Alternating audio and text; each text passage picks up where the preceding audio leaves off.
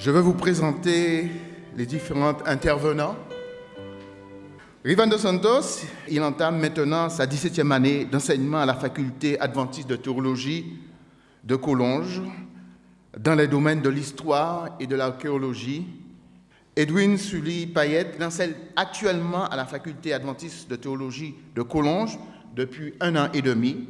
Roland Meyer, après avoir travaillé comme pasteur et enseignant dans la fédération de la Suisse romande, il a enseigné le Nouveau Testament et la théologie systématique pendant une 30aine d'années à la faculté adventiste de théologie de Collonges, où il poursuit une collaboration encore à l'heure actuelle.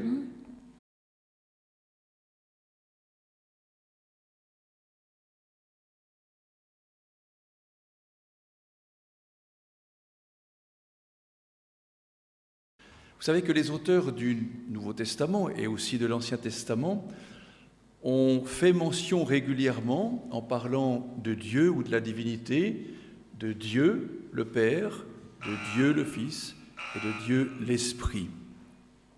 Ce n'est donc pas nous, Église ou théologiens, qui avons inventé ces appellations-là, on les retrouve dans les textes bibliques.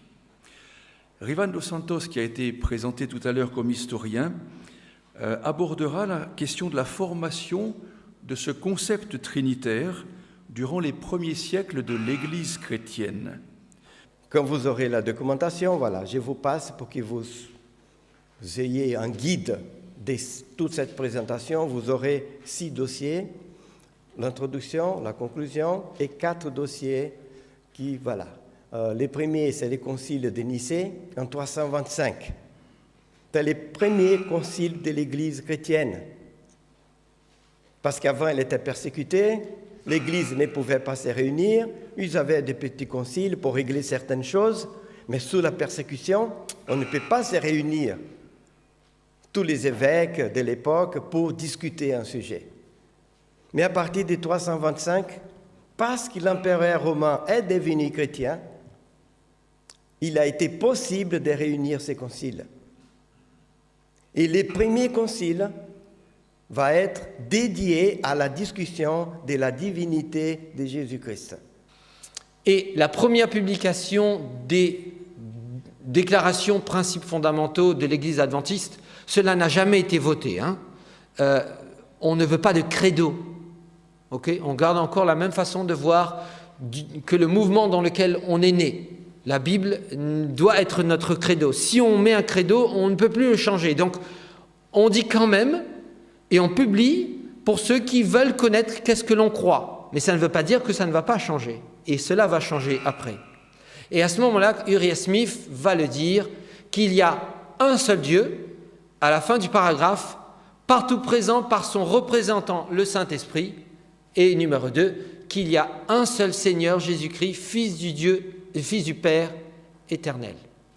Remarquez effectivement qu'il n'y a pas le mot Trinité là-dedans. Mais il n'est pas non plus mentionné que Jésus est engendré. Il n'est pas non plus mentionné que le Saint-Esprit est une personne ou une puissance. L'article que Uriah Smith présente ici est, je dirais, neutre. On évite les positions qui fâchent. Parce que dans l'Église, il y a certains qui disent que Jésus est créé, certains disent que Jésus est engendré. Et parce qu'on n'est pas d'accord, on ne le met pas ici. Et donc, on peut comprendre que quand on voit cette première période, oui, on est anti-trinitaire, mais en même temps, comme j'ai essayé de l'expliquer, on est anti-trinitaire par rapport au trithéisme et au modalisme, pas le reste. Parce que c'est ces mouvements qu'on a peur de s'associer. Parce que pour nous, on n'a pas 3 dieux. Mais Dieu, ce n'est pas une personne avec 3 chapeaux. Non plus. Et donc, pendant cette période, quand on voit cette première déclaration par Uriah Smith, elle semble neutre, comme pour fâcher personne. Vient ici maintenant la période où on voit clairement dans nos journaux, comme on l'a déjà vu avec Wagoner tout à l'heure, non seulement on ne se pose plus la question, mais on est en train de se dire, mais quand même, il y a des choses qui sont claires. On a déjà étudié la Bible, on veut aller plus loin, et certains commencent à affirmer des choses, y compris le mot Trinité. Et cela va commencer particulièrement avec 1888. Pourquoi ?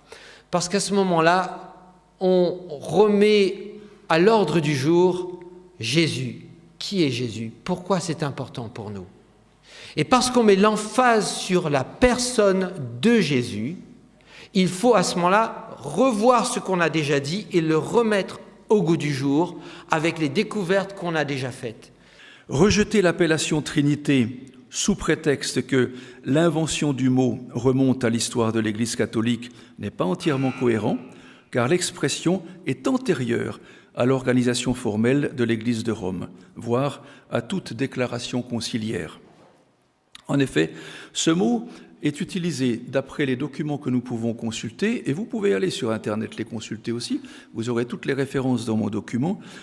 Il s'agirait d'un Théophile d'Antioche, qui est mort dans les années 180, donc après Jésus-Christ, mort à peu près 70 ans après l'apôtre Jean. Donc vous sentez que c'est très très proche de la lecture biblique.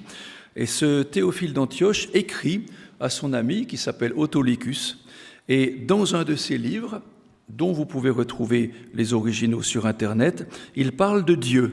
Il dit ceci: « Les 3 jours qui précédèrent les corps lumineux sont l'image de la Trinité. » Il utilise en grec « tes triados ».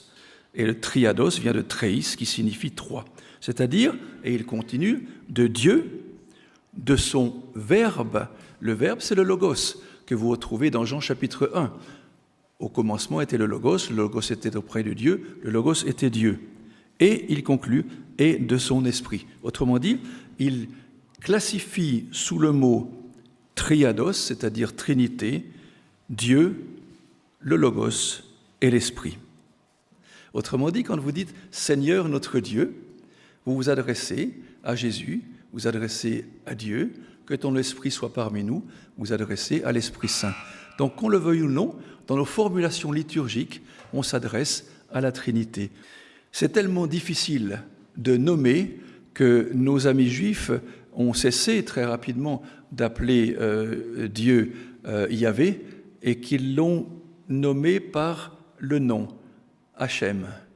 Dieu, c'est le nom. Et quand on dit le nom, on ne lui donne pas de nom. Parce que donner un nom à quelqu'un, c'est le définir. Et si je le définis, je le réduis.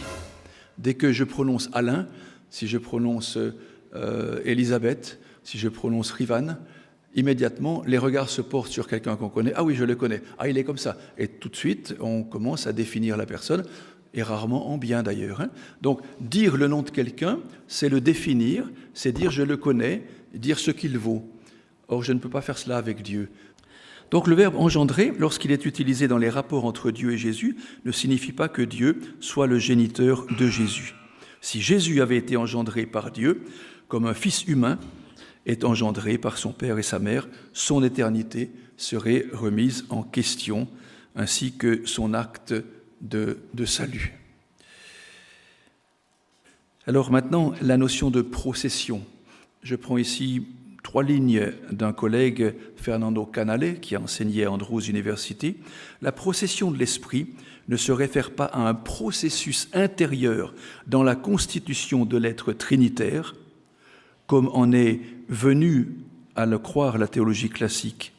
Bibliquement, la procession du Saint-Esprit n'appartient pas à la constitution de la Trinité, mais plutôt à sa vie en tant qu'œuvre de salut réalisée par l'activité historique des 3 personnes divines. Autrement dit, l'Esprit Saint n'est pas engendré, n'est pas créé, n'est pas envoyé de la part de ses supérieurs, mais il fait partie de cette coéternité divine, mais il a des fonctions qui sont différentes de celles de Jésus et de celles du Père. L'humain ne peut connaître le divin, il peut s'en approcher par analogie et métaphore, mais il ne percevra jamais pleinement. Et donc parler de personne, c'est dire que nous comprenons le Dieu trine comme non comme le trithéisme que Sully a défini ce matin, mais tel que le monothéisme l'accepte, c'est-à-dire un Dieu unique qui se compose de 3 personnes distinctes, coéternelles et parfaitement égales, sans hiérarchie entre elles. Autrement dit, il n'y en a pas un qui maîtrise ou qui domine l'autre. Et encore une fois, Dedren résume bien cette pensée complexe. Il dit « N'oublions pas que la doctrine de la Trinité est une tentative de décrire et de comprendre, suivez bien cela, ce que finalement nous ne comprenons pas et nous ne pouvons pas décrire. » Avec ça, on a tout dit, mais c'est juste.